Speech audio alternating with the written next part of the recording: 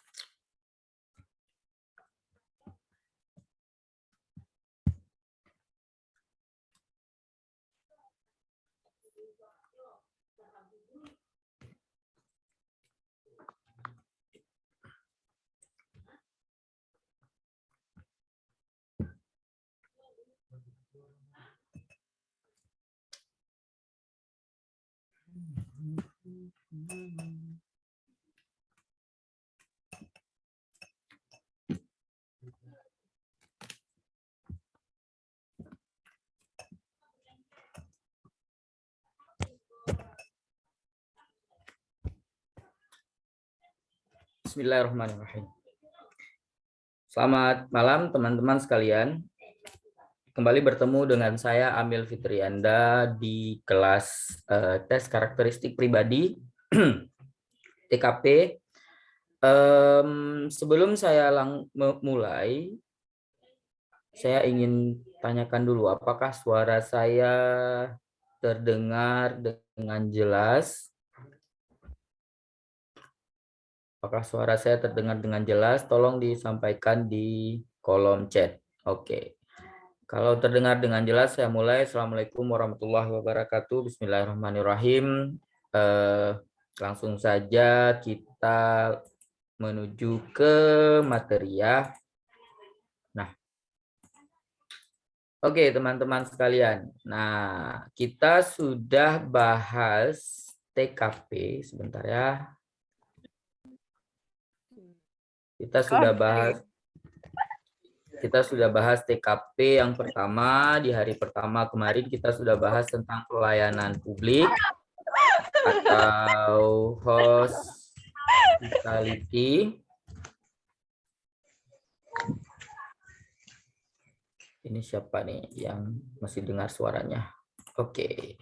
Pelayanan publik atau hospitality kita sudah bahas kemarin yang pertama, kemudian kita juga sudah bahas tentang profesionalisme, yang ketiga tentang jejaring kerja, kemudian yang keempat tentang teknologi informasi dan komunikasi, yang kelima sosial dan budaya, sosial kultural. Nah, yang terakhir adalah hari ini materi kita adalah anti radikalisme. Ini siapa lagi yang masih suaranya? Oke, mohon maaf ya, harus saya mute, harus saya bisukan suaranya sebab agak sedikit mengganggu. Terima kasih teman-teman.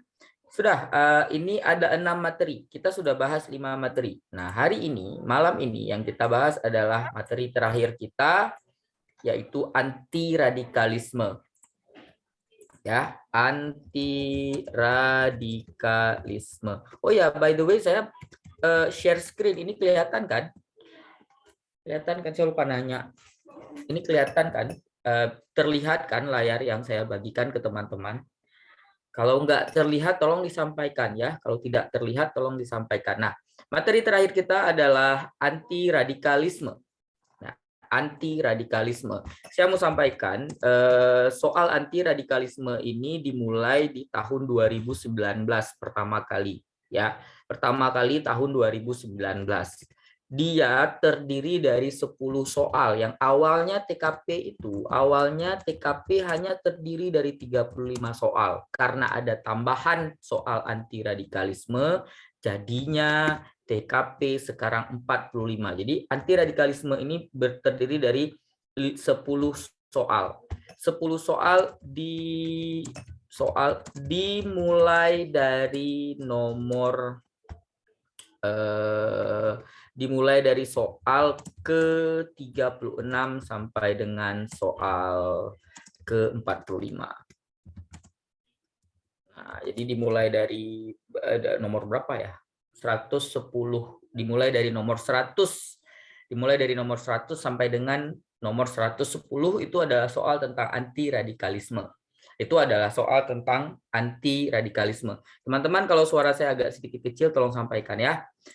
Nah, kenapa sih harus ada soal tentang anti radikalisme? Ini karena banyaknya penyebaran radikal yang terjadi, ya. Karena banyaknya penyebaran yang radikal, dari penyebaran radikalisme di Indonesia, termasuk di kantor-kantor, termasuk di perusahaan-perusahaan, termasuk di dalam lingkungan pegawai negeri sipil, termasuk di sekolah-sekolah, termasuk di masyarakat. Makanya kenapa isu anti radikalisme ini diangkat.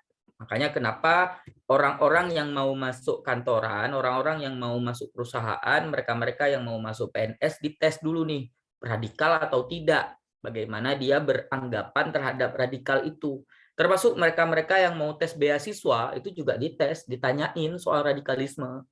Ya, LPDP misalnya itu ditanyain tentang radikalisme. So, dalam TKP diletakkanlah soal anti radikalisme. Nggak cuma di TKP sih sebenarnya, di TWK juga.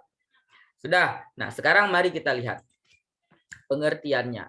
Nah, pengertiannya dimulai dari pengertian radikalisme dulu ya. Pengertian radikalisme dalam konteks TKP. Kenapa saya bilang dalam konteks TKP? Karena nanti akan beda-beda konteksnya. Radikal kalau dalam agama Islam itu justru positif.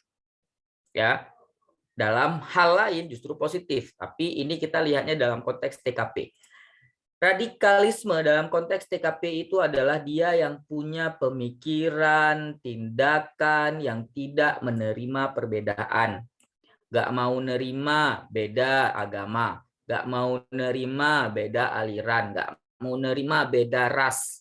Aku nggak suka sama orang yang kulitnya putih, aku nggak suka sama orang yang kulitnya hitam, aku nggak suka sama orang Jawa atau Minang atau Bali atau sejenisnya.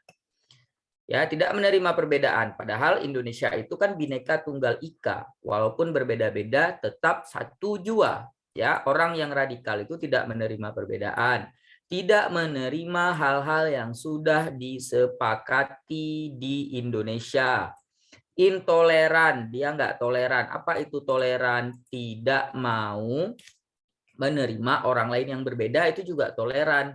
Ya, tidak membiarkan orang lain untuk melakukan hal-hal yang dipercaya oleh orang lain, itu intoleran. Fanatik, terlalu bukan terlalu percaya kepada pemahaman budaya sendiri, agama sendiri, itu bagus.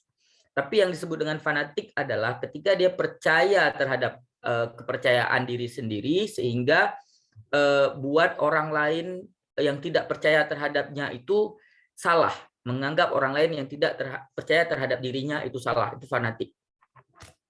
Eksklusif. Nah, eksklusif itu dia ada dua, ada eksklusif, ada inklusif. Kalau eksklusif itu kan orang yang eksklusif itu kan tidak mau bergaul dengan orang yang berbeda dengannya. Tidak mau terlibat dengan orang yang berbeda dengannya. Padahal Indonesia itu berbeda-beda. Ya, orang eksklusif tuh. Kalau eksklusif dalam dalam pelayanan misalnya cuman boleh orang-orang yang berduit misalnya. Itu ya. Menyelesaikan perbedaan dengan cara kekerasan. Perbedaan itu bisa diselesaikan. Perbedaan itu nggak masalah, memang kita berbeda, beda pendapat, tapi jangan diselesaikan dengan cara kekerasan, ya, selesaikan dengan cara-cara yang bijak. Itu adalah pengertian radikalisme. Nah, tadi kita ada bahas salah satu orang yang radikal adalah tidak menerima hal yang sudah disepakati. Apa saja hal-hal yang sudah disepakati di Indonesia? Nah, ini dia adalah hal-hal yang sudah disepakati di Indonesia. Ya, ini adalah hal-hal yang sudah disepakati di Indonesia. Pertama, Pancasila, ideologi Pancasila. Jangan ganti dengan ideologi lain. Ideologi lain. Secara sejarah, kalau kita bahas sejarah, ada ideologi lain yang berusaha disusupi di Indonesia. Salah satunya adalah komunisme. Sehingga komunis itu kan akhirnya diberantas kan. Nah, komunisme itu adalah ideologi yang bertentangan dengan Pancasila. Ya, kedua adalah ideologi HTI, ideologi khilafah. Itu adalah ideologi yang baru-baru ini juga dilarang penyebarannya di Indonesia. Yang kedua adalah tidak menerima NKRI. Contoh Papua Merdeka. Papua kan bagian dari Negara Kesatuan Republik Indonesia, ya kan? Nggak setuju dengan Papua Merdeka, nggak setuju dengan Aceh Merdeka, ya kan? Itu bagus. Jadi orang yang setuju dengan Papua Merdeka, Aceh Merdeka berarti dia tidak menerima NKRI. Salah. Dah. Kemudian tidak terima Undang-Undang Dasar. Ya, contoh ini mohon maaf ya, kalau presiden memaksakan diri untuk 3 periode, padahal Undang-Undang Dasar 1945 bilang bukan 3 periode, itu radikal. Kecuali dibahas di MPR. Nah, kenapa? Itu kan mekanismenya sudah benar secara hukum, dibahas di MPR. Kalau mau Undang-Undang Dasar itu diubah, itu harus dibahas di MPR. Nah, itu baru tidak radikal. Tapi memaksakan presiden itu 3 periode, tidak dengan cara-cara yang konstitusional, maka itu disebut dengan radikal. Karena dia tidak menerima kesepakatan. Kan kita udah sepakat 2 periode. Oke? Kita tidak menerima hukum yang berlaku. Ya, sering nih kalau dalam ini disebut dengan tohut misalnya. Orang yang polisi itu dianggap tidak menjalankan hukum dengan baik. Nah, tidak menerima hukum yang berlaku, tidak menerima Bhinneka Tunggal Ika. Ya kan? Orang yang tidak menerima Bhinneka Tunggal Ika itu juga disebut dengan radikal. Bhinneka Tunggal Ika itu apa? Kalau kita itu berbeda-beda, itu Bhinneka Tunggal Ika. Nah, perhatikan, penyebaran radikalisme itu ada lewat pendidikan, di sekolah. Maaf ya, sebentar ya, ada yang perlu saya mute ini. Siapa nih yang belum ter-mute? Tolong yang belum di mute. Katanya Pak Jokowi akan mengambil 3 periode, Kak. Benar nggak sih? Itu lagi di endorse sama Opung Luhut Binsar Panjaitan dan beberapa orang partai lain juga akan di endorse. Secara konstitusi itu bisa, Caranya gimana? Dibahas di MPR. Ya, secara konstitusi itu bisa dibahas dulu di MPR, ubah dulu undang-undang dasarnya. Itu bisa secara konstitusi, ya, secara konstitusi. Tapi nggak bisa hanya dengan langsung saja naik ke 3 periode, langsung saja tambah masa jabatan presiden. Nah, itu nggak boleh, itu radikal. Kenapa? Melawan Undang-Undang 1945. Oke, sekarang saya mau melakukan menjelaskan tentang penyebaran radikalisme. Penyebaran radikalisme itu bisa lewat pendidikan. Maka cara melawan radikalisme itu juga lewat pendidikan. Lewat sosialisasi, lewat demonstrasi, media massa dan sosial, lewat pengajian. Jadi perhatikan teman-teman, radikalisme itu tidak hanya soal Islam, tidak hanya soal dakwah.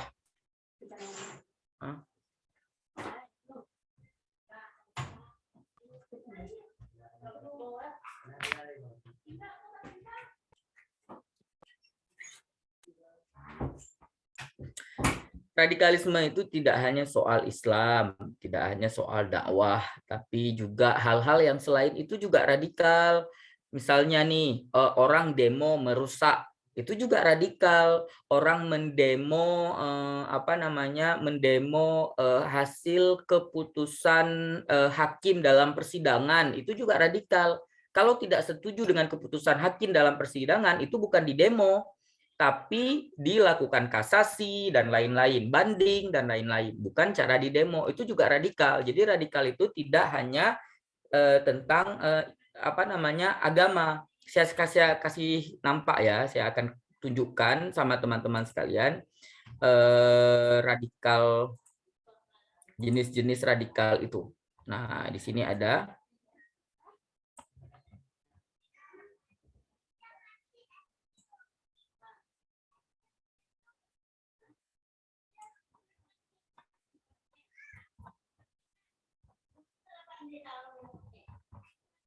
Nah, ini adalah modul anti radikalisme khusus untuk perusahaan-perusahaan.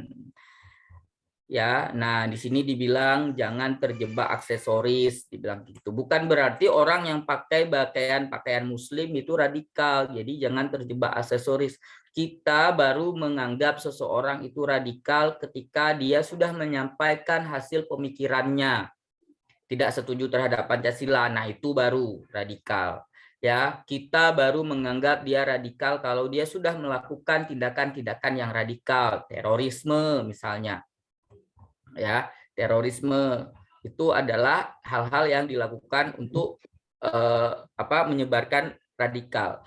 Dan tindakan-tindakan kita juga harus berbeda-beda ya. Nah, ini perhatikan nih. Tingkatan narasi radikal nih. Yang pertama, narasi keagamaan.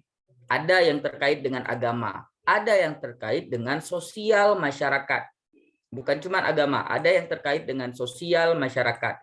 Memilih teman atasan yang mempunyai satu keyakinan, itu radikal. Kenapa? Karena dia tidak menerima hal yang berbeda.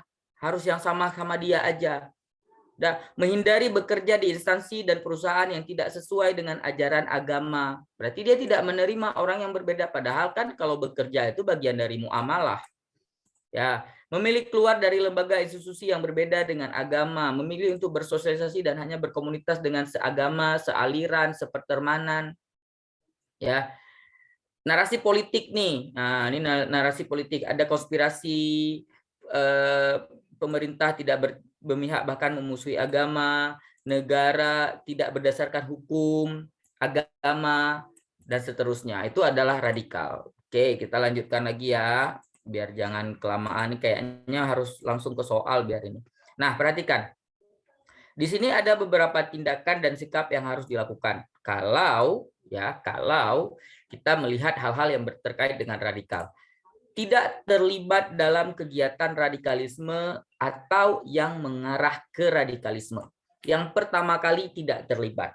Kalau kita melihat ada orang sedang melakukan pengajiannya itu intoleran. Banyak kata-katanya yang intoleran. Itu cara yang kita lakukan pertama apa? Nggak usah ikutan dulu dalam pengajian tersebut. Itu yang pertama. Setelah itu kita harus menasihati dan mengajak orang lain untuk tidak terlibat, menasihati dan mengajak orang lain dan menjelaskan kepada orang lain kalau itu tidak tepat. Berdiskusi, menasihati dan mengajak orang yang sudah terpapar. Jika sudah pada dia kan ada level intoleran, ada level teroris, ada yang levelnya sudah menuju ke tindakan merusak, tindakan menghancurkan. Nah, kalau levelnya sudah segitu, maka lapor kepada polisi. Tapi kalau levelnya masih level intoleran, masih level dalam level diskusi, maka jangan lapor ke polisi kecuali dia sudah mengarah ke hal-hal yang berbahaya secara keamanan. Ya, jika hanya level intoleransi, maka cukup ajak diskusi. Lakukan sosialisasi dan pendidikan tentang anti radikalisme. Tidak intoleran, menerima perbedaan pendapat. Nah, nanti biasa ada soal-soal terkait jika Anda adalah seorang PNS dan lain-lain, apa yang harus kita lakukan? Sosialisasi, pendidikan, itu penting. Tidak intoleran, menerima perbedaan pendapat, itu adalah bagian dari anti radikalisme. Menyelesaikan masalah perbedaan pendapat dengan cara yang bijak, itu adalah bagian dari anti radikalisme. Ini ada 7 tindakan yang mungkin nanti bisa kita kaitkan dengan soal ya. 7 tindakan yang mungkin kita bisa kaitkan dengan soal. Nah, ada pertanyaan teman-teman sekalian. Kalau ada pertanyaan, silakan ditanyakan. Mungkin ada bagi teman-teman sekalian sudah pernah ada jawab soal yang membingungkan teman-teman, boleh ditanyakan dulu. Nanti kita bahas soal yang ada di saya. Ada? Kalau tidak ada, maka kita lanjutkan ke pembahasan soal. Bentar, mana dia?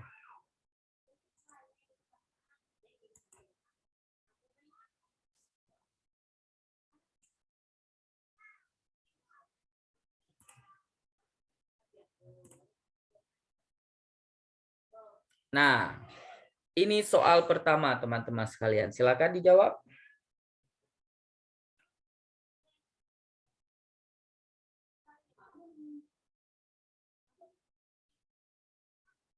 Silakan dijawab seperti biasa. Kita akan menjawab soal ini di kolom chat. Kemudian kita akan membahas sama-sama setelah selesai menjawab.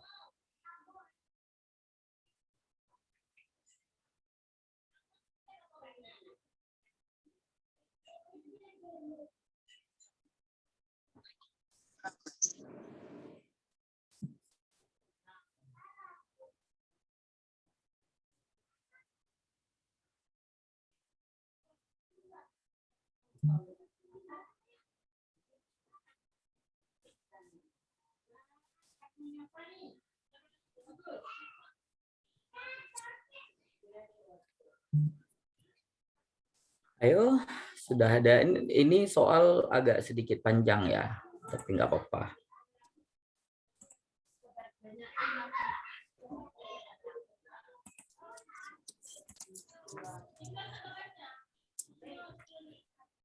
Perhatikan teman-teman, jangan hanya memilih jawaban yang mementingkan diri sendiri saja. Lebih bagus memilih jawaban yang ada ke diri sendirinya, tapi juga ada ke sosialnya juga. Ya, memberikan dampak kepada diri sendiri dan juga dampak positif kepada sosial juga ya. Ini 759, 760 jam 8 kita bahas. Sudah? Mari kita lihat jawaban teman-teman. Oke, rata-rata menjawab jawaban yang sama. Masih ada yang belum jawab? Saya masih nunggu sampai jam 8.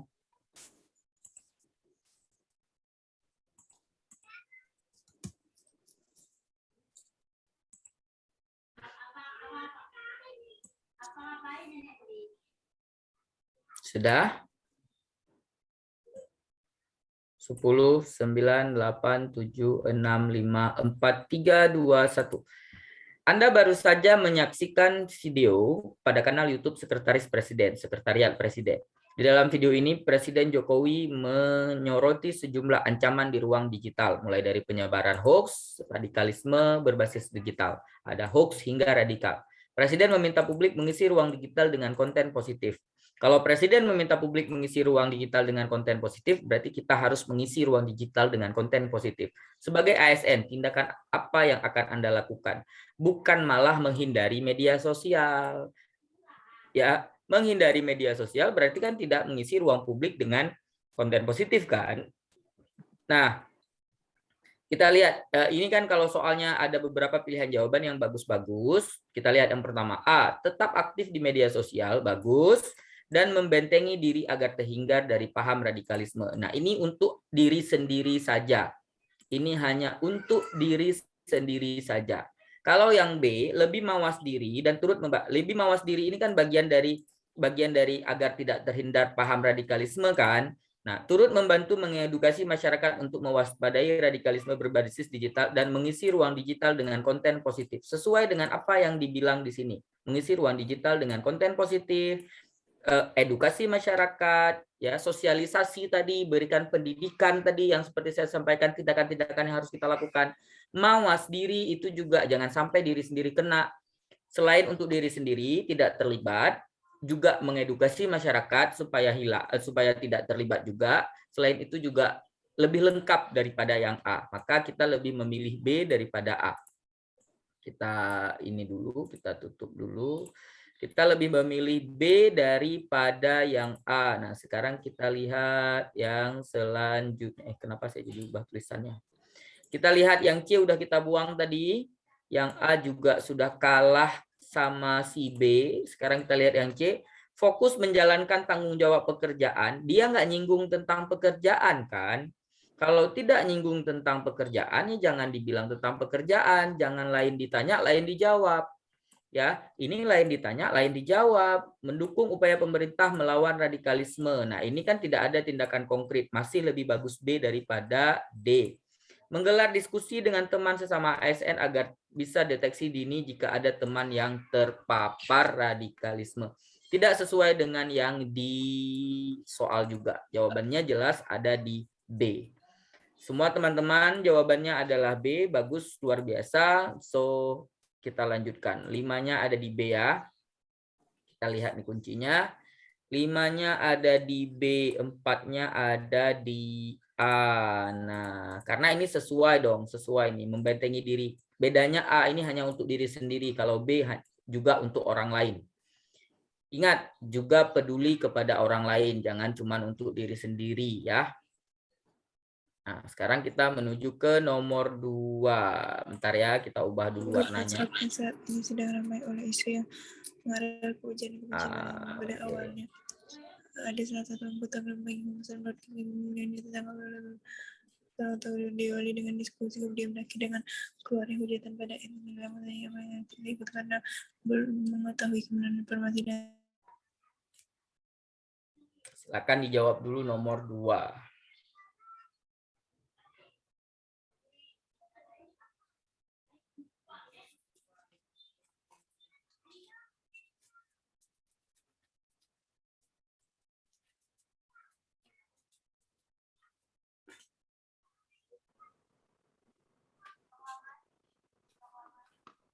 Makna proklamasi kan? Catat banget sih ini, sumpah.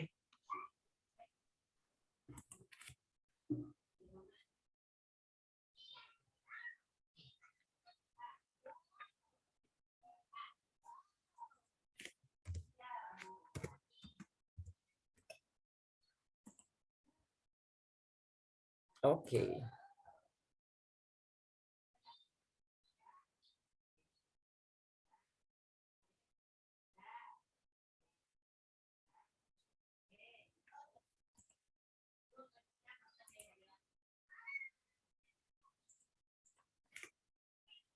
Nah, perhatikan teman-teman. Ini ada saya melihat tadi beberapa yang memilih pilihan jawaban yang berbeda, tapi sebenarnya dia sama,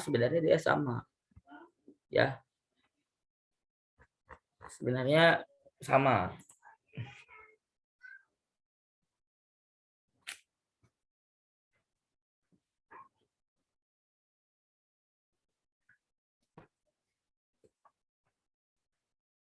Kita tunggu sebentar lagi. Masih ada yang mau jawab.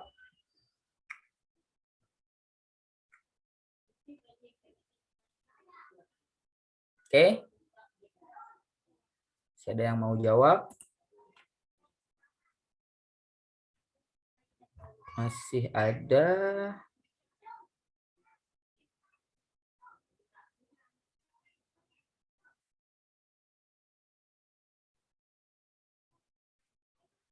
Oke.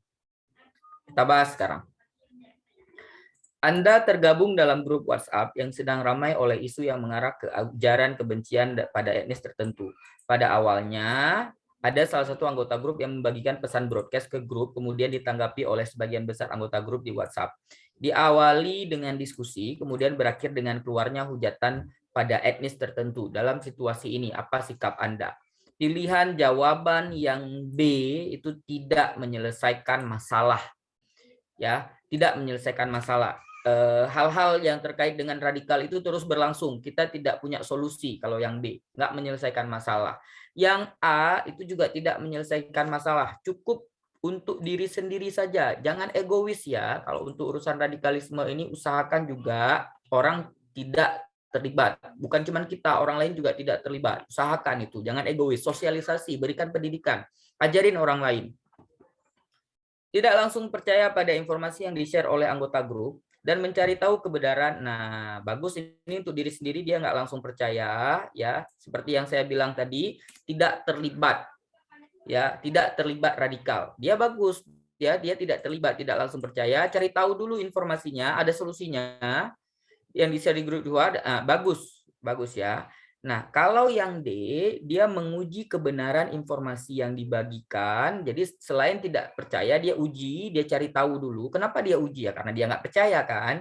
Dan berusaha melakukan cooling down agar pembahasan di grup tidak semakin memanas. Nah, kalau yang C itu berhenti di diri sendiri saja, untuk diri sendiri. Kalau yang D ini nggak cuma untuk diri sendiri, tapi juga dia berusaha menenangkan orang lain, menenangkan kelompoknya. Berarti dia lebih peduli secara sosial, lebih bagus D daripada C. Kita buang yang C. Sekarang yang E.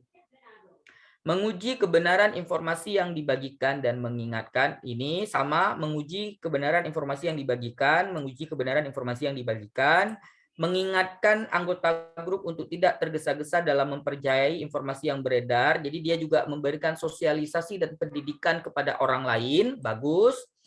Menguji kebenaran informasi terlebih dahulu, serta tidak melakukan respon. Nah, perhatikan, respon yang mengarah pada ujaran kebencian. Nah, ini bagian dari melakukan cooling down, ya kan? Nah, lebih lengkap, ya, lebih lengkap sosialisasinya itu lebih lengkap yang E daripada yang D. Lebih konkret tindakan yang E daripada yang D.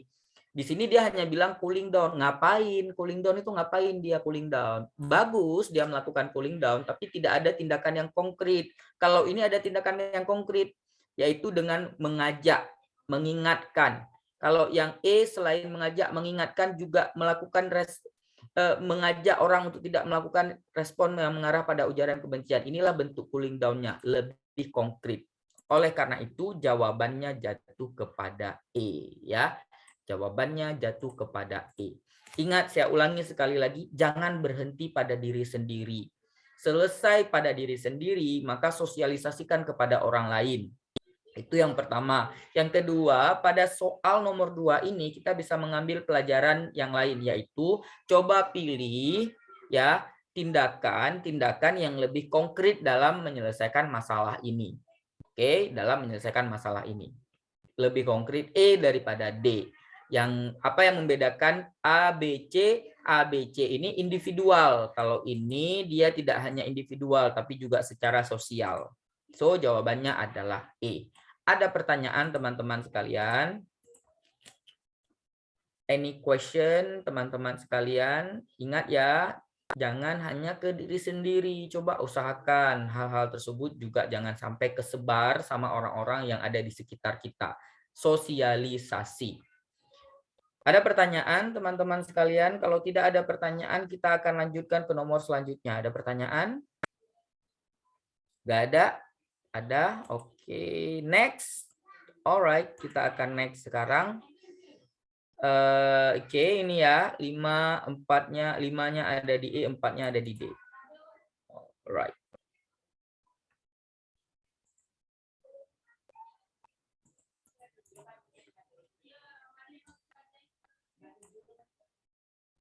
Sekarang nomor 3. Ayo, silakan dijawab dulu nomor 3. HTI itu adalah Hizbut Tahrir Indonesia.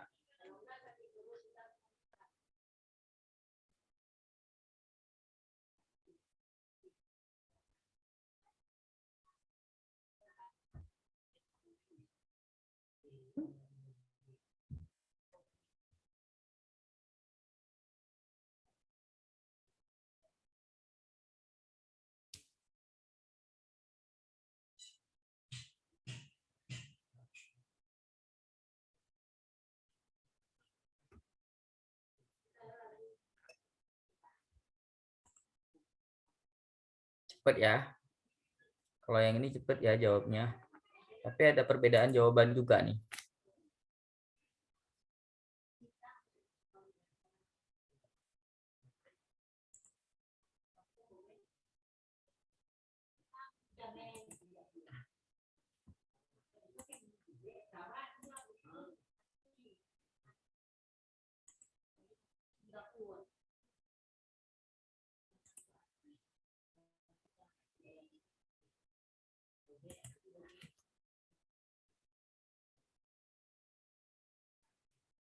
Sudah. Masih ada yang menjawab. C. Saya tunggu sekitar 5 detik. 5 detik. 30 detik lagi mungkin. Oh, masih ada. Hati-hati kawan-kawan ya. Ini ada yang agak keliru nih.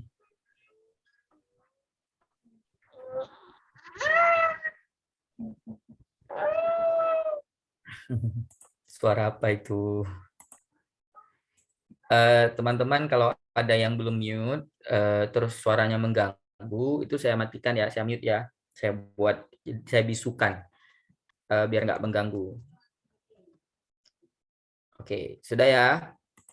Nah, sebelumnya saya mau ceritakan dulu nih. Mungkin ada yang belum tahu HTI itu apa. Ya, ini mohon maaf ya, saya bukan anti terhadap hal-hal yang terkait dengan khilafah lah kalau seandainya teman-teman ini enggak. Kita di sini murni bukan membahas politik ya teman-teman sekalian. Di sini kita tidak membahas politik, di sini kita tidak membahas pendapat pemahaman dan lain-lain enggak. Yang kita bahas di sini adalah cara menjawab soal TKP, udah itu aja.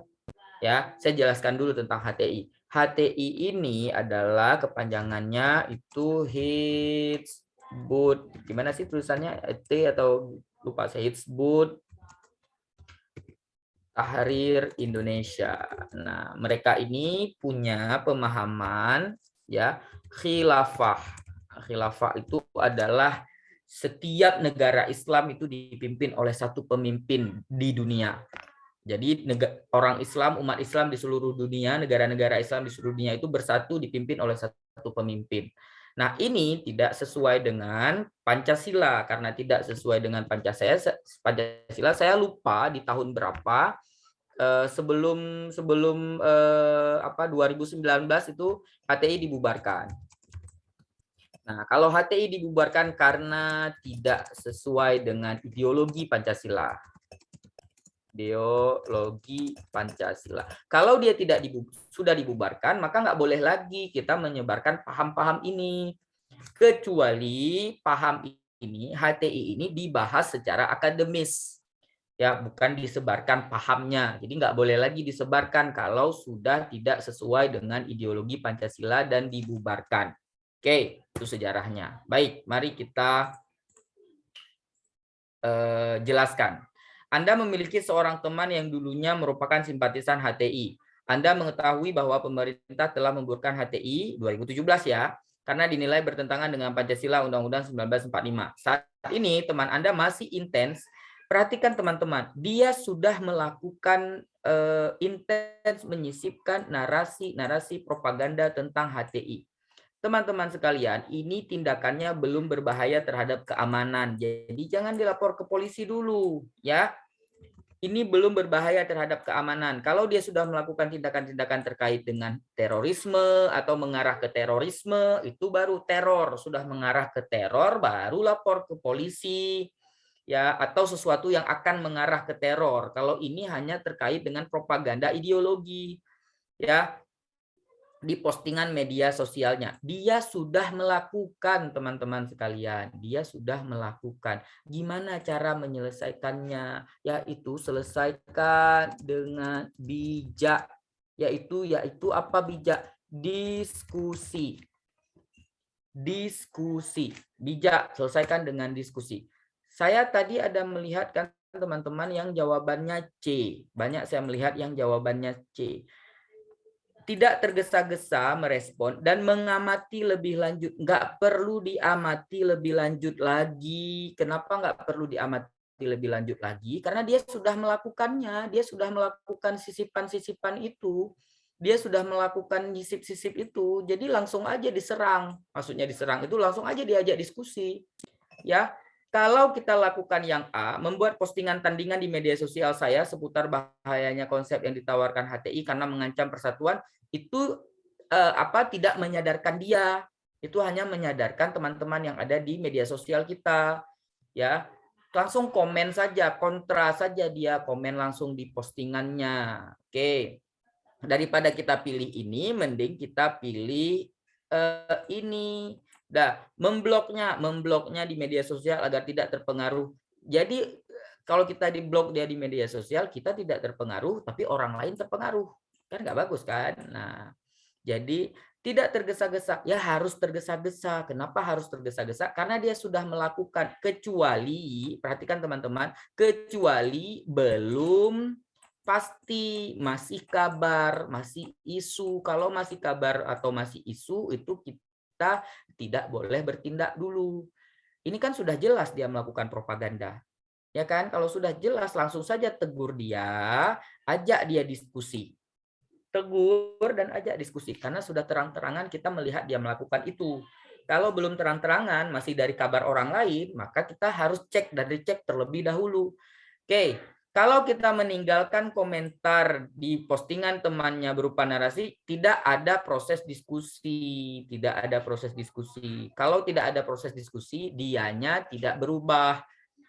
Kita tidak bisa menyusupi ide-ide kita ke dalam pikirannya. Jadi kalau mau menyelesaikan masalah, selesaikanlah dengan cara pendidikan atau diskusi, sosialisasi, diskusi, dibahas, diomongin. Yuk jawabannya, mari kita lihat kuncinya ada di D 5-nya. Coba kita lihat ya. Kuncinya ada di D 5-nya, 4-nya E. C itu 1 teman sekalian. Kenapa? Karena dia sudah melakukannya. Kalau kalian tidak tergesa-gesa tegur, ya kan?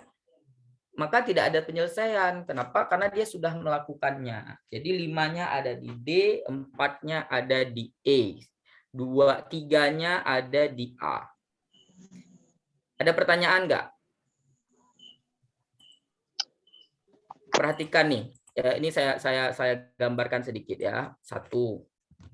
Kalau belum pasti, cari tahu terlebih dahulu. Nah, yang kedua, kalau sudah pasti tapi hanya propaganda pemikiran, tapi hanya bersifat intoleran, maka ajak diskusi. Tegur, ajak diskusi. Ya, kalau berbahaya terhadap keamanan, lapor polisi, lapor ke yang berwenang, lapor ke yang berwenang. Nah, ini dia. Jangan dibiarkan aja. Oke, ini adalah 3 tindakan yang tergantung levelnya. Levelnya semana, ini tindakannya. Ya, teman-teman sekalian, levelnya semana, tindakannya seperti ini. Nah, kalau di sini yang pertama, sebentar ya. Yang pertama di sini adalah dia tidak berbahaya secara keamanan. Jadi nggak perlu dilapor ke polisi dulu. Kita tegur, kita ajak diskusi dulu. Ya kan? Kenapa harus diskusi? Kenapa nggak cuman tinggalin komentar aja? Karena kalau tidak ada proses diskusi, tidak ada proses pendidikan di sana. Tidak ada proses kontra mengontra di sana. Jadi kurang bijak. Kalau ngeblok juga kurang bijak. Kalau membuat postingan tandingan juga kurang bijak. Yang lebih bijak hanya ada di D. Dah, kenapa nggak di C? Karena dia sudah melakukannya, sudah menyisipkan narasi-narasi itu. Nggak perlu kita tunggu lagi, langsung aja tegur. Kecuali kita masih mendengar dari orang lain. Orang lain bilang ke kita nih, si A barusan menyisipkan propaganda A, B, C, D, E di media sosial. Nah, kita cek dulu nih. Waktu kita cek nggak ada. Kita tunggu dulu nih, ada nggak? Ada nggak? Nah, kita belum melihat langsung. Nah, tapi ini udah dia lihat langsung. Kalau sudah dia lihat langsung tegur, langsung ajak diskusi. Paham ya? Menegur itu tandanya dia salah, berdiskusi itu tandanya kita ingin menyisipkan mana yang benar dari yang salah dia itu tadi. Menyisipkan sesuatu yang benar untuk memperbaiki kesalahan dia tadi. Itu fungsi dari diskusi. Paham ya? Ada pertanyaan nggak? Karena tadi saya melihat ada yang banyak jawab C. Kenapa jawabnya C? Udah jelas-jelas, kecuali belum jelas, belum terang benderang. Oke, ada pertanyaan? Next? Next nggak nih? Atau ada yang mau ditanyain? Next nggak nih? Ayo. No respon, no respon, no respon. Kita 10, 9, 8, 7, 6, 5, 4, 3, 2, 1. Lanjut. Oke. Lanjut. Kita lanjutkan ke 4. Nah, hati-hati ya. Ada yang dia radikal itu kan banyak tadi kan. Tidak menerima kesepakatan, intoleran, nggak terima ideologi, dan lain-lain.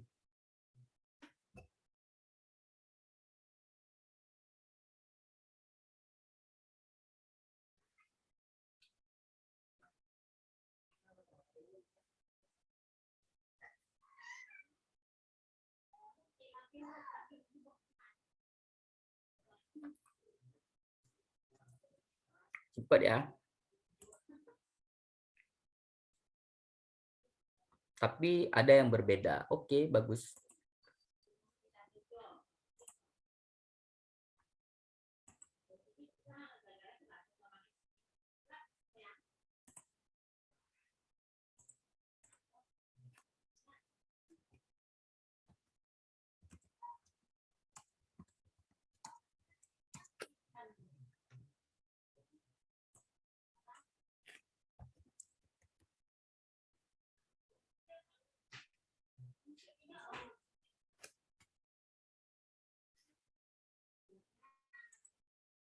Oke, baik. Perhatikan teman-teman sekalian. Ini ada yang masih mau jawab, nggak apa-apa. Saya tunggu sekitar 15 detik lagi.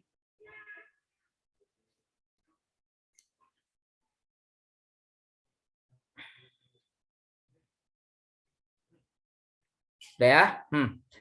Sebagai seorang calon ASN, bagaimana Anda menyikapi isu radikalisme berkenaan dengan kekhawatiran adanya ekspansi ideologi transnasional radikal? Nah, transnasional radikal itu salah satunya adalah HTI tadi itu transnasional. Kenapa dibilang transnasional? Karena dia tidak hanya terjadi di Indonesia, tapi juga terjadi di negara-negara lain. Antar negara transnasional, nggak hanya terjadi di Indonesia, bukan dari Indonesia, tapi dari luar masuk ke Indonesia. Dah, perhatikan teman-teman, yang namanya ideologi di Indonesia itu adalah Pancasila. Nah, cara kita mencegah radikal yaitu dengan pendidikan. Nggak hanya minta pemerintah, ya, meminta pemerintah agar menjaga kedaulatan negara dari adanya pemahaman radikalisme. Enggak, lewat pendidikan. Nah, ini bagus kan lewat pendidikan kan? Ideologi dan pemahaman radikalisme akan berkurang apabila masyarakat diberikan pendidikan tentang anti radikalisme secara menyeluruh. Jadi kalau masyarakat diberikan pendidikan, ya, masyarakat diberikan pendidikan, jadi masyarakat akhirnya tahu, oh ternyata itu radikal loh, oh ternyata ini enggak radikal loh, jadi mana yang radikal mana yang tidak, masyarakat jadi tahu karena adanya pendidikan dengan masyarakat tahu, jadi dia tidak tersebar dengan mudah.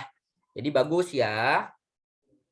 Calon ASN proaktif mencari berita tentang radikalisme dan dibagikan di sosial media agar masyarakat waspada. Bagus juga, tapi lebih lengkap yang D, ya, lewat pendidikan, kalah sama yang D. Pancasila. Nah, perhatikan nih, Pancasila harus menjadi fondasi dalam pengembangan ilmu pengetahuan dan teknologi yang berkeindonesiaan. Ilmu pengetahuan ini juga pendidikan, ya. Dan dia langsung menuju ke Pancasila. Lebih bagus yang B daripada yang D. Kenapa lebih bagus B? Itu pertanyaannya. Karena yang dia bahas sekarang ini adalah radikal dalam hal ideologi. Ideologi HTI itu cara counternya adalah dengan Pancasila. Ya, dengan adanya Pancasila, maka ideologi HTI ini tidak tersebar. Jadi kalau ini kan kalau ini hanya diberikan pendidikan tentang anti radikalisme. Kalau ini diberikan pendidikan tentang Pancasila. Jadi lawan dari HTI ini adalah Pancasila, lawan dari ideologi yang lain itu adalah ideologi kita sendiri, yaitu ideologi Pancasila. Jadi lebih bagus daripada D. Dah, ini jelas nggak bagus ya, karena lebih bagus B daripada D yang A. Maka jawabannya adalah B5-nya, D4-nya. Bentar, saya lihat teman-teman yang lain jawab apa. Ada yang jawab C. Oke, ada yang jawab C. Kita bahas yang C. Calon ASN proaktif mencari berita tentang radikalisme, bagus, dan dibagikan di sosial media agar masyarakat waspada. Nah, daripada kita pilih C, lebih bagus D. Kenapa lebih bagus D? Ya, karena di sini ada diberikan pendidikan tentang anti radikalisme secara menyeluruh, lebih lengkap daripada yang C. Ya, lebih lengkap daripada yang C, secara menyeluruh. Mencegah radikal itu dengan pendidikan, dengan sosialisasi dan dengan pendidikan. Jadi lebih bagus D daripada C. Maka nilai 5-nya ada di B. Kenapa B yang paling bagus? Karena dia sedang bahas ideologi. Penyelesaian ideologi caranya dengan Pancasila. Karena ideologi Indonesia adalah Pancasila. Lewat pendidikan enggak? Ini ilmu pengetahuan pendidikan. Jadi langsung ke titik masalahnya, yaitu ideologi. Kalau D itu terlalu luas, enggak mengarah ke Pancasila. Tadi radikal itu selain tidak terima Pancasila, ada tidak terima tentang intoleran, tidak terima Bhinneka Tunggal Ika, tidak menerima NKRI, kan macam-macam kan. Nah, yang radikalisme yang sedang dibahas sekarang itu adalah tentang ideologi. Kalau bicara tentang ideologi, maka yang dibahas adalah Pancasila. Kenapa yang B nilainya lebih tinggi? Karena langsung ke titik masalahnya, yaitu Pancasila, yaitu ideologi. Makanya nilainya lebih tinggi. Mencegah radikal dengan pendidikan, iya, ada ilmu pengetahuan di sini. Nah, so jawaban 5-nya di B, 4-nya di D. Ada pertanyaan? Kenapa nggak di C? Lebih lengkap D daripada C. Ya, lebih lengkap D daripada C. Ada pertanyaan? Atau kita lanjutkan, jadi jawaban 5-nya D, 5-nya B, 4-nya D, 3-nya C. Bes, ada pertanyaan? Tidak ada. Kalau tidak ada, maka kita lanjutkan.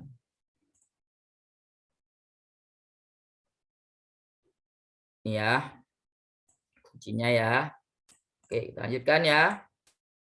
Ingat, radikalisme itu ada macam-macam. Saya mau jelaskan sedikit cara mencegah radikalisme itu. Yang pertama adalah dengan 1, pendidikan, 2, keadilan.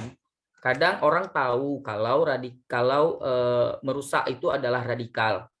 Merusak adalah radikal. Karena tidak adil, pemerintah tidak adil, akhirnya orang tetap merusak walaupun dia tahu, karena untuk mendapatkan keadilan. Jadi keadilan juga harus menjadi salah satu solusi dalam menyelesaikan radikalisme.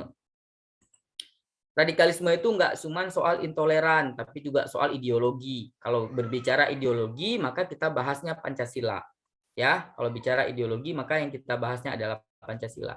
Oke teman-teman, ini agak sedikit panjang ya. Kalau agak sedikit panjang seperti ini, maka saya harus tarik lagi sedikit ke belakang. Biar kelihatan. Oh, kenapa langsung kecil?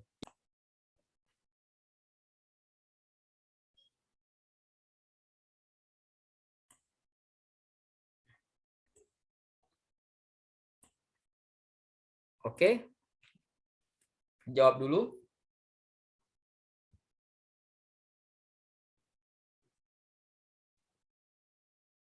Nah, sebenarnya masalahnya cuma di ujung ini. Saat ini bidang Anda pimpin di bidang Anda pimpin. Padahal cuma di ujung aja masalahnya. Nih, perhatikan nih teman-teman. Nah, tuh kata kuncinya.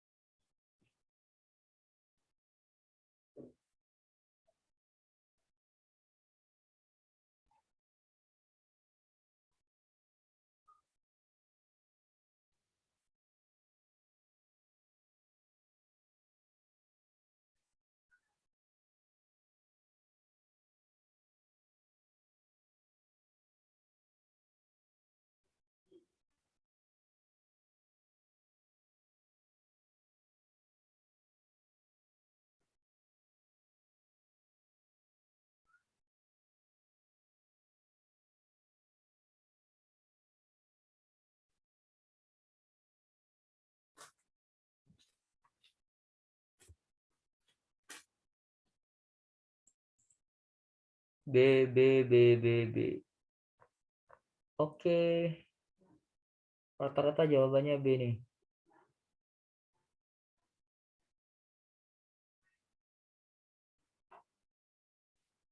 Baik, sekarang kita bahas.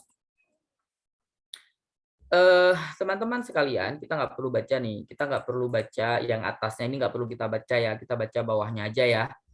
Ya, kita baca bawahnya aja nih. Saat ini di bidang yang Anda pimpin ada staf yang Anda curigai sudah terpapar pemahaman radikalisme. Bagaimana sikap yang sebaiknya Anda ambil? Nah, curigai. Kalau curigai, masih curiga. Kalau masih curiga, jangan langsung diberhentikan. Maka pilihan jawaban B salah.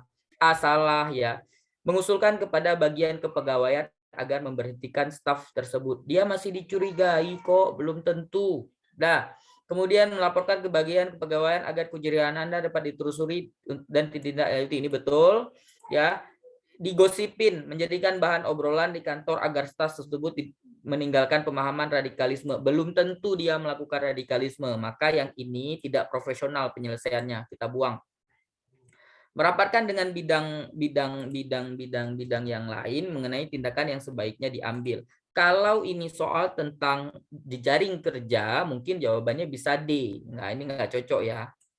Karena masih dicurigai, jadi ditanya dulu dong. Mengajak staf tersebut berbicara, ditanyain dulu secara personal, menanyakan mengenai curigaan Anda, sehingga dia dapat klarifikasi. Ya, nggak harus melapor ke bidang kepegawaian, bisa kita langsung panggil sendiri, benar nggak gitu. Ya, benar nggak ada kejadian, karena kan masih dicurigai, maka jawabannya itu adalah B. 5-nya adalah di B. Oke, ada pertanyaan karena masih dicurigai. Ingat, kalau masih dicurigai belum tentu benar, maka cari tahu dulu, yaitu dengan mengajak dia berbicara secara personal, menanyakan kecurigaannya supaya dapat klarifikasi.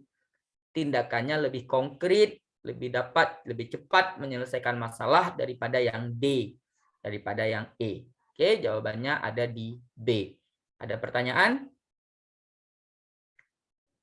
5-nya di B, 4-nya ada di E. Melaporkan bagian kepegawaian agar kecurigaan Anda dapat ditelusuri. Ada pertanyaan? Kalau tidak ada pertanyaan, kita lanjut.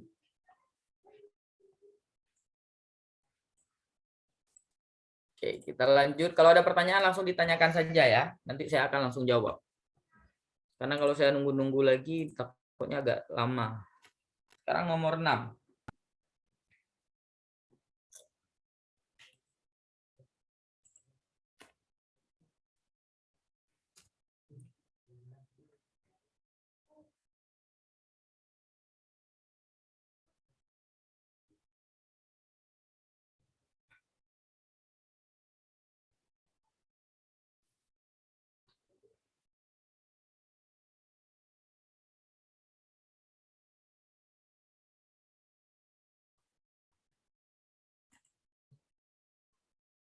Oke, bagus jawabannya. Yang lain?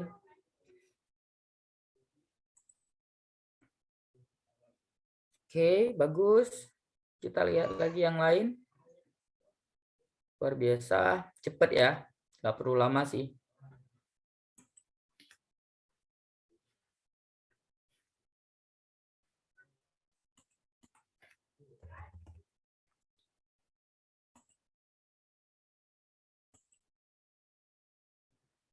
Sudah, kita bahas. Bentar, berapa orang yang jawab? Tuh.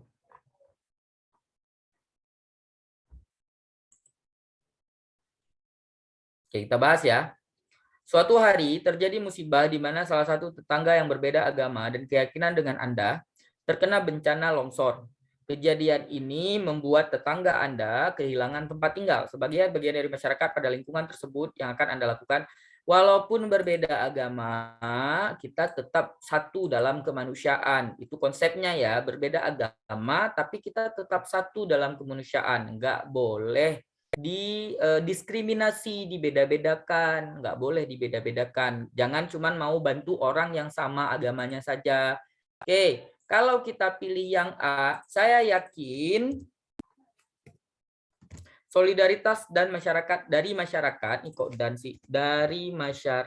sangat tinggi. Jadi dia nggak bantu dong ini, ya kan? Dia nggak bantu, kita buang berarti karena dia nggak bantu. Saya ikut membantu, bagus. Kegiatan dalam memperbaiki rumah tetangga tersebut dengan segenap tenaga dan materi yang saya miliki karena tindakan ini adalah bentuk toleransi umat beragama, bagus. Dia turut membantu. Kalau yang C, dia mengajak masyarakat yang tinggal di sekitar untuk ikut menyumbang agar dapat membantu meringankan beban tetangga yang terkena musibah. Kalau yang C, selain dia bantu, dia ngajak masyarakat juga. Yang namanya bahasa mengajak itu dimulai dari diri sendiri, baru kemudian mengajak orang lain. Lebih bagus yang C kan daripada yang B. Nah, teman-teman sekalian, yang disebut dengan toleransi beragama itu bukan membantu orang lain yang berbeda agama lagi susah. Itu bukan toleransi beragama namanya.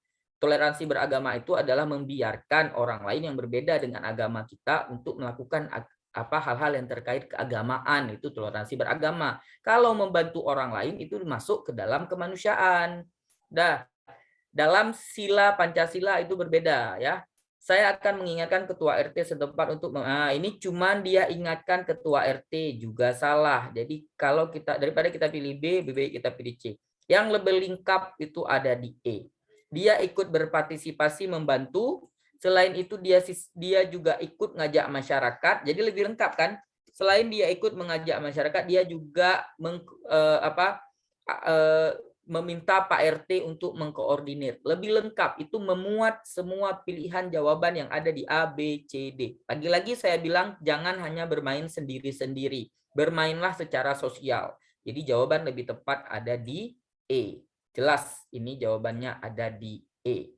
Oke, jelas ya, gampang nih ya, gampang. Kalau gampang kayak gini kita lanjut aja.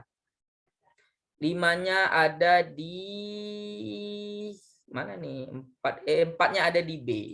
4-nya ada di B. Oke, lanjut ke nomor 7 sekarang. Cepat ya.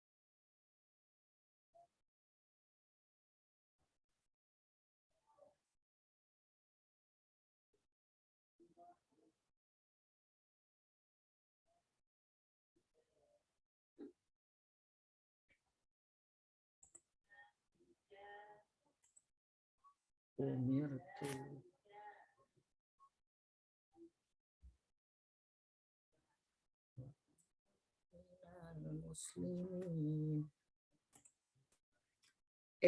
Ada yang berbeda tidak jawabannya? Oh enggak ya. Aman ya.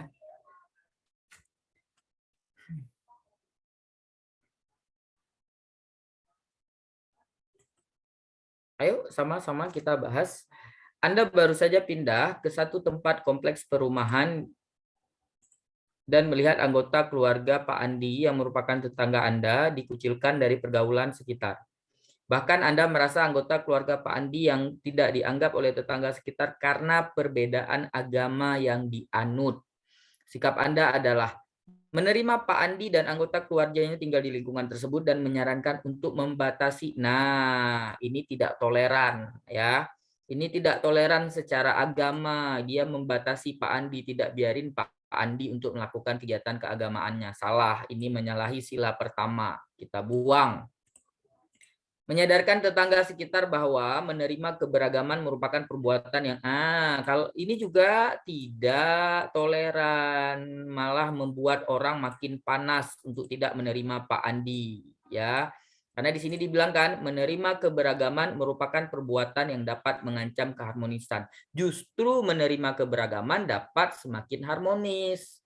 Ya.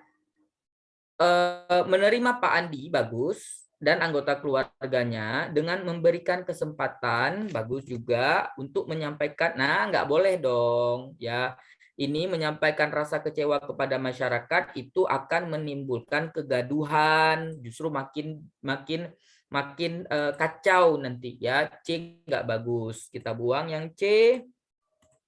D. Menyadarkan tetangga sekitar mengenai keberagaman agama sebagai suatu hal yang tidak perlu dipermasalahkan. Mari kita lihat apakah D ini sesuai dengan masalah yang diberikan.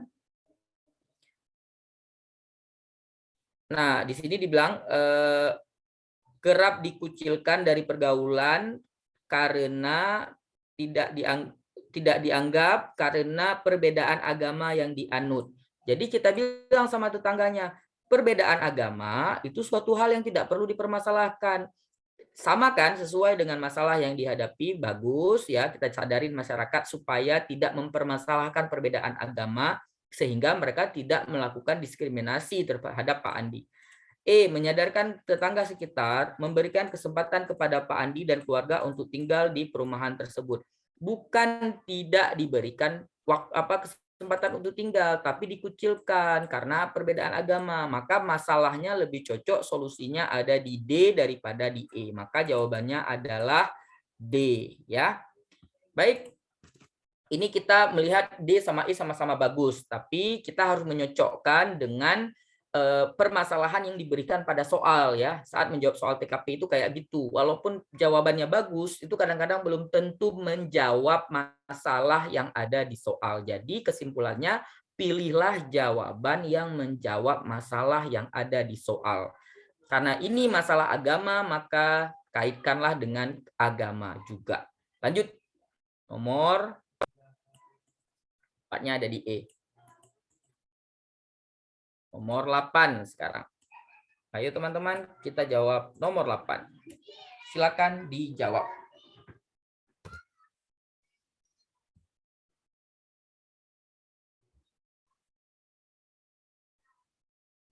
Tidak tercipta ini ya, keharmonisan antar umat beragama. Selain itu munculnya paham radikalisme.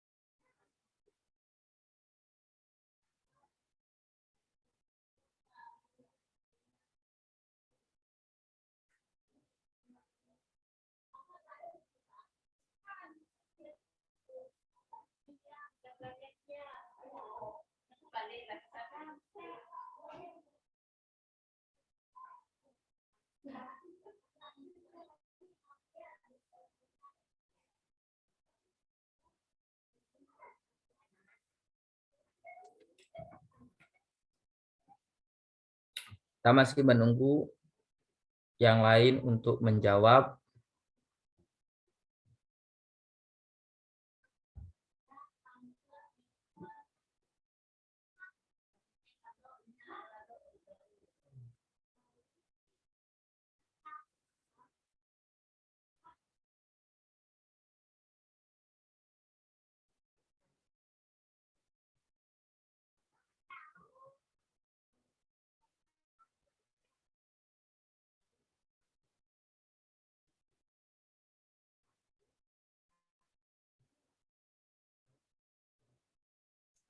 Oke. Ini kan kadang-kadang teman-teman sekalian, perhatikan ya teman-teman, perhatikan ya teman-teman. Kadang-kadang soal TKP itu suka di awal-awal itu ada semacam pembukaan cerita yang mana kita nggak perlu serius sekali membacanya. Yang perlu kita baca serius itu ketika dia sudah mau di akhir-akhir seperti ini, karena masalahnya biasanya ada di akhir-akhir. Itu tujuannya untuk menghemat waktu. Ya, jadi perlu baca serius itu di akhir-akhirnya saja. Contohnya di sini ya, di akhir-akhir ini. Jadi masalahnya ada di sini. Banyak dosen dan mahasiswa yang terpapar pandangan ekstrim tersebut. Jika Anda diposisikan seorang pimpinan, dia pimpinan nih. Pimpinan berarti punya kewenangan. Langkah awal yang Anda lakukan untuk memerangi paham radikalisme tersebut adalah, nah mari sama-sama kita lihat pilihan jawaban teman-teman. Oke, sama semua ya. Langkah awal yang harus Anda lakukan untuk memerangi paham radikalisme adalah melakukan koordinasi dan kerjasama dengan kementerian dan lembaga, bagus. Untuk mencegah, bagus. Kemudian menyarankan mahasiswa untuk lebih serius mempelajari ajaran agamanya masing-masing. Ini tidak memerangi, menunggu laporan. Di sini kan banyak dosen yang terpapar pandangan. Berarti kita harus cari tahu kan siapa. Enggak loh, menunggu laporan. Melakukan pemetaan, dia cari tahu siapa saja yang terkena pandangan itu, pencegahan pejabat struktural, tenaga pendidikan dan tenaga pendidikan dan pandangan ekstrim atau berideologi radikal. Kalau udah tahu siapa orangnya, baru kemudian dia melakukan pencegahan. Bagus, lebih bagus D daripada A. Oke. Melakukan pengawasan terhadap setiap kegiatan yang dilakukan oleh mahasiswa. Enggak dong, ini kan mahasiswa aja, tapi juga ada dosen juga. Maka jawabannya ada di D ya. 5-nya ada di D. Mari kita lihat jawaban teman-teman semua. D semua. Bagus. Ayo kita lihat kunci jawabannya. Oke, 5-nya ada di D. Ini dia. Oke, kita lanjutkan. Kita cepat saja ya, biar cepat selesai juga. Nomor 9. Ketika kamu memiliki tetangga yang berbeda agama denganmu, pada suatu hari mengalami musibah kebakaran rumah sehingga menyebabkan kehilangan tempat tinggal. Oh, ini udah nih tadi ya. Udah, ini udah. Kita lanjutkan. Ini sudah.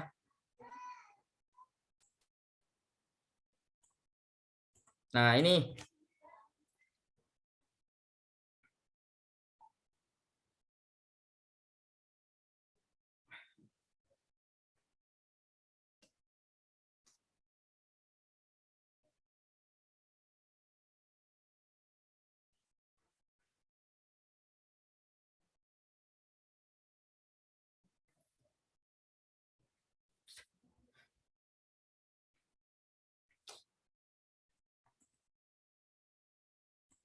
Nah, di sini.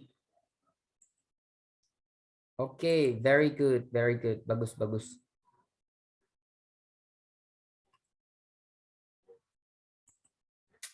Mari teman-teman kita lihat. Anda memiliki rekan kerja satu angkatan penerimaan CPNS yang sudah sangat akrab. Ternyata saat upacara peringatan kemerdekaan tanggal 17 Agustus, Anda melihat rekan Anda tersebut tidak melakukan hormat bendera saat momen penghormatan kepada bendera merah putih. Sikap Anda adalah, jangan lapor ke polisi ya, ini belum masuk ke dalam kekerasan. Jangan lapor ke polisi, lapor kedua ini dulu. Udah, sebenarnya tindakan yang pertama yang harus dilakukan itu adalah tegur dan ajak diskusi. Ini dulu.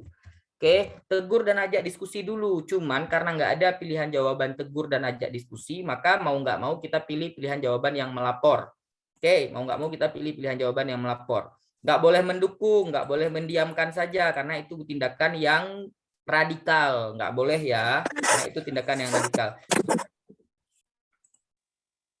So, pilihan jawabannya antara dua nih, antara A dengan B. Melaporkan kepada atasan dan direktur agar rekan kerja tersebut dipanggil, melaporkan dan mengusulkan kepada atasan agar rekan kerja tersebut diberikan pembinaan ideologi Pancasila. Nah, ini yang tepat ya. Diberikan pembinaan ideologi Pancasila agar dia tidak melakukan ini. Solusi, dia memberikan solusi nih yang B. Jawabannya B. Oke, kita lihat pilihan jawaban teman-teman semua. Oke, very good. Mari kita cek kunci jawabannya apakah betul B. Oke, B5 ya. B5. Sekarang kita lanjut ke nomor 11.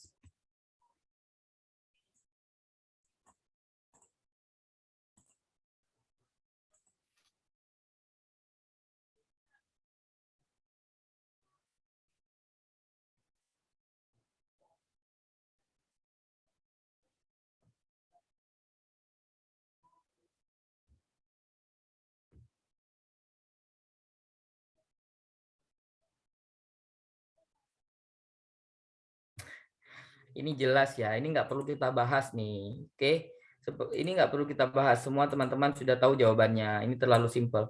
Jawabannya adalah B. Oke, terlalu simpel teman-teman sekalian. Teman-teman menjawab hal yang sama ya, B ya. Oke, let us see. Betul nggak jawabannya B? Oke, jawabannya B. Dah teman-teman, B ya. Next, lanjut. It's too easy. It is too easy for you, so we should next the questions. Nah, number 12, nomor 12 sekarang.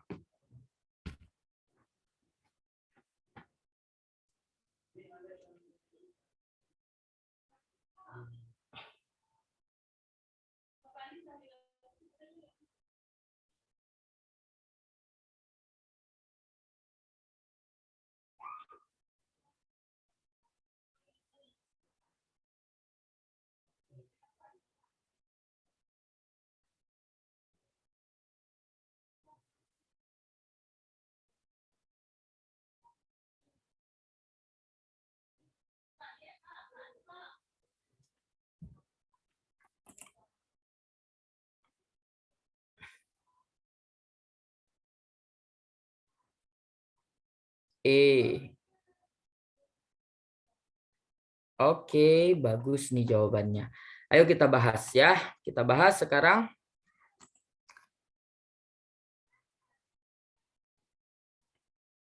Kantor Anda akan mengadakan kegiatan gathering rutin yang akan diikuti oleh karyawan. Salah satu karyawan mengajukan izin karena harus menyiapkan persiapan ibadah perayaan keagamaan. Sebagai manajer HRD, apa yang Anda lakukan? Nah, dia minta izin karena harus menyiapkan persiapan kegiatan keagamaan. Nah, bentuk toleransi maka izinkan.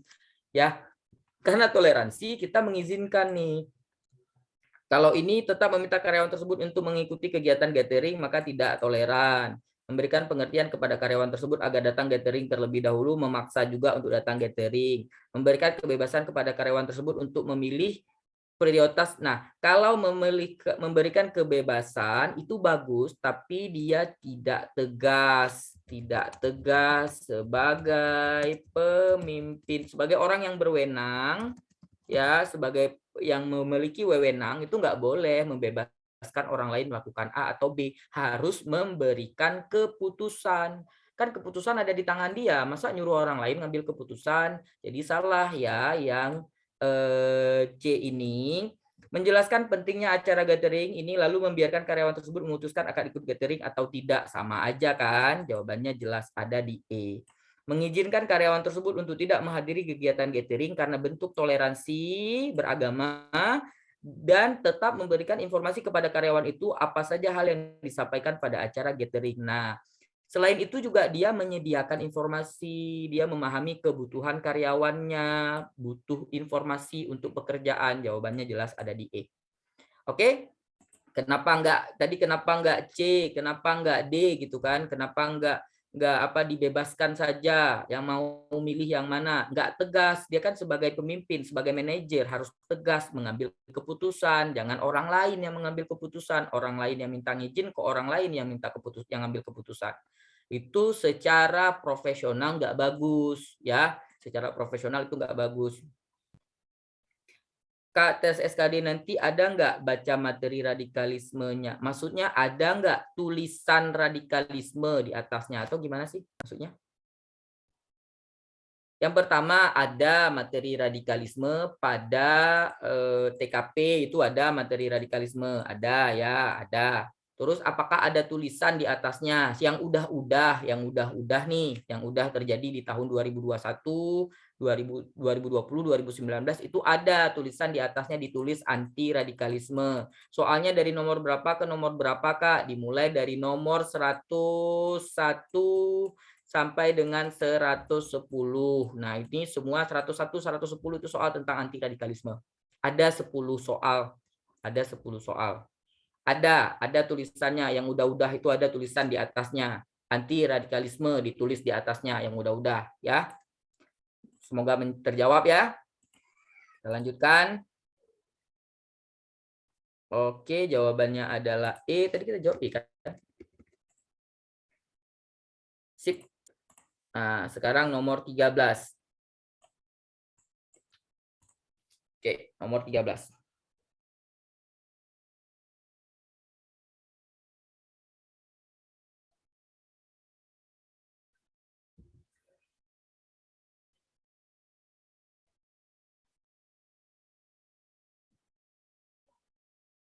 Anda memahami bahwa pemerintah saat ini tengah fokus mewujudkan birokrasi yang bebas dari paham radikalisme.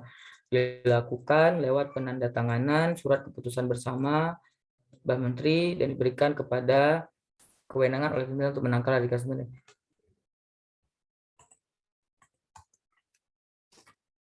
Berikut adalah upaya preventif yang Anda lakukan untuk menangkal radikalisme kecuali dengan toleran, melakukan upaya radikalisme terhadap ASN, melakukan workshop atau seminar pentingkan radikal, mengadakan seminar kebangsaan dan penanaman nilai Pancasila. Wow, ini tricky. Ini sorry ya, ini kayaknya kesisip soal ini nih, kesisip soal TWK. Ini bukan TKP nih.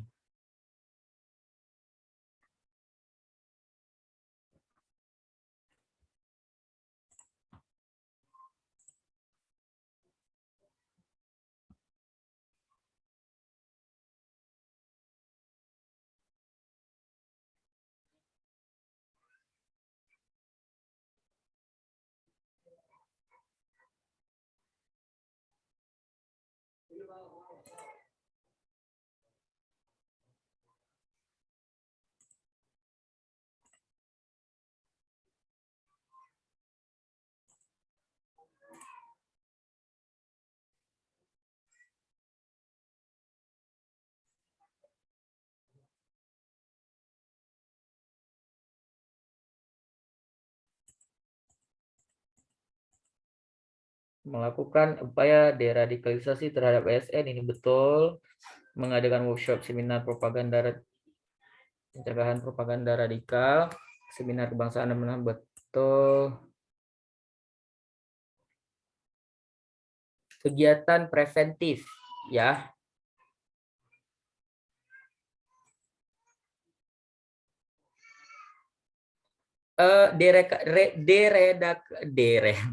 Deradikalisasi itu juga bisa dilakukan di dalam perusahaan, ya.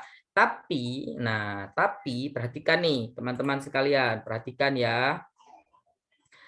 Preventif. Coba perhatikan di sini, preventif. Nah, tindakan preventif itu adalah tindakan pencegahan.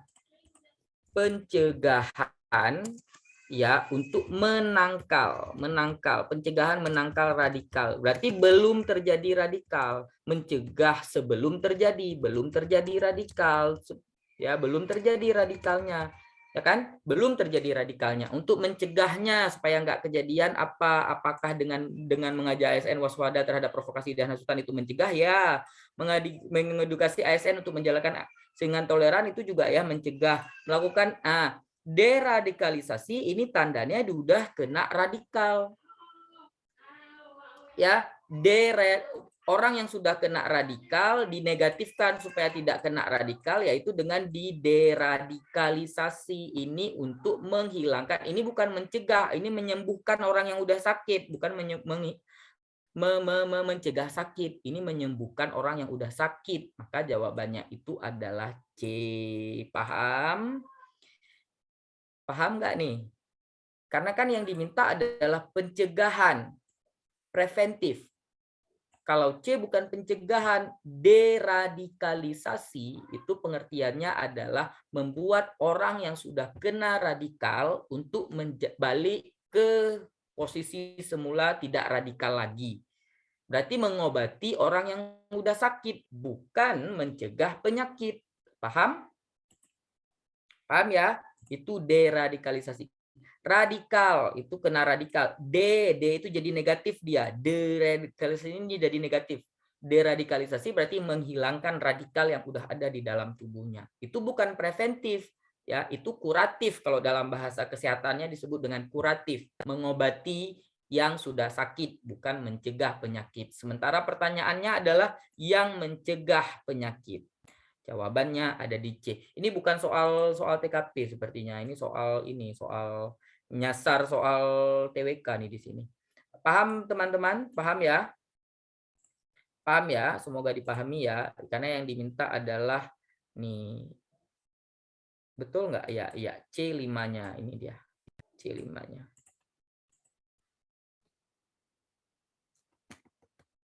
Oke, sekarang kita ke nomor 14. Saya akan pindah ke ini ya, sebentar ya. Bentar ya teman-teman ya. Kita pindah ke soal yang sini biar ini ada soal yang sedikit lebih relate.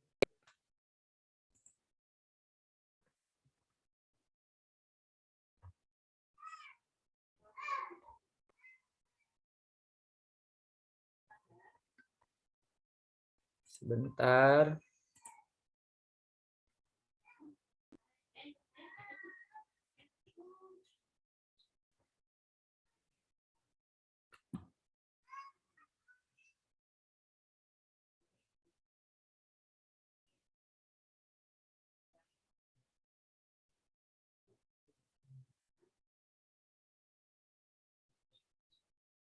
Oke. Coba teman-teman dijawab nomor 12. Ini sepertinya pembahasan terakhir kita, nomor 12.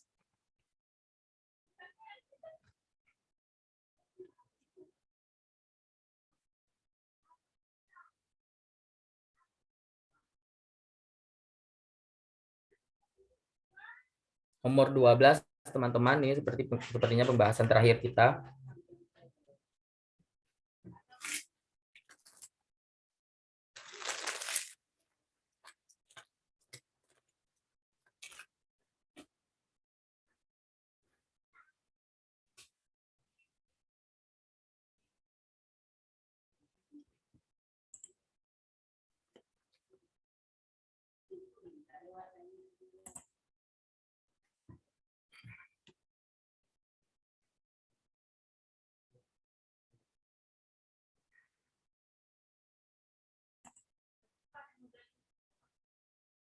Oke. Saya setiap membaca komentar atau chat itu pasti ada yang menjawab, ada tanda tanyanya. Kenapa ragu? Enggak, betul itu. Sudah betul jawabannya. Ayo kita bahas ya.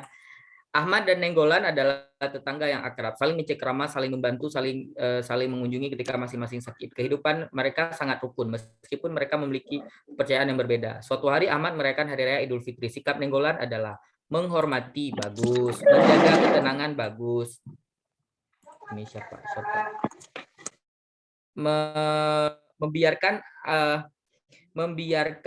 Ahmad dan umat muslim lain melaksanakan kegiatan keagamaan mereka ini juga bagus. Tapi lebih bagus kita menjaga ketenangannya kan, selain hanya membiarkan. Menjaga ketenangan ini misal orang sedang beribadah, kita nggak ribut, kita tidak melakukan tidak misalnya menghidupkan kembang api, tidak bersuara besar-besar misalnya dan lain-lain, itu kan lebih bagus daripada yang C. Kita lebih memilih B ya, kalah yang C. Ikut nggak boleh dong, toleransi itu bukan berarti ikut juga melaksanakan, enggak. Salah. Jadi jawabannya antara A dengan B. Tindakan konkret dari menghormati adalah menjaga ketenangan. Jadi jawaban 5-nya ada di B, 4-nya ada di A. Tindakan konkret dari menghormati, apa tindakan kita menghormati agama orang lain? Yaitu dengan menjaga ketenangannya, supaya dia tidak kacau dalam melaksanakan ibadah. Contoh menjaga ketenangan, ketika orang sedang beribadah, kita tidak lewat di depan rumahnya, di depan tempat ibadah dia dengan motor yang knalpotnya suaranya besar misalnya. Itu contoh ya, tidak mengganggu dia. Ada orang puasa misalnya, kita tidak masak-masakan sehingga tercium bau sama dia, tidak makan di depan dia. Itu bagian dari menghormati. Jadi kata-kata yang ada di B itu lebih konkret tindakannya daripada yang A. Makanya B nilainya lebih tinggi daripada A. B itu bentuk tindakan ketika kita menghormati agama yang dianut oleh orang lain. Menjaga ketenangannya. Jadi lebih konkret tindakannya. Paham ya? Menjaga ketenangan itu nggak harus datang ke gereja kalau bagi orang muslim untuk jagain misa misalnya, enggak. Itu nggak harus kayak gitu ya, nggak harus kayak gitu. Ya. Oke, paham? Ada pertanyaan? Bagi orang Nasrani juga nggak harus datang ke tempat orang muslim jagain masjid, nggak harus kayak gitu. Minimal untuk tidak bikin ribut saja itu sudah menjaga ketenangan. Nah, ini A sama B sama-sama bagus, tapi lebih konkret yang B. Makanya jawaban 5-nya ada di B.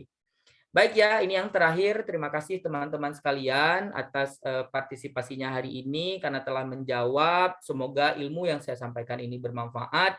Saya doakan dimanapun teman-teman ikut tes, saya doakan semoga lulus dan diberikan semangat untuk belajar.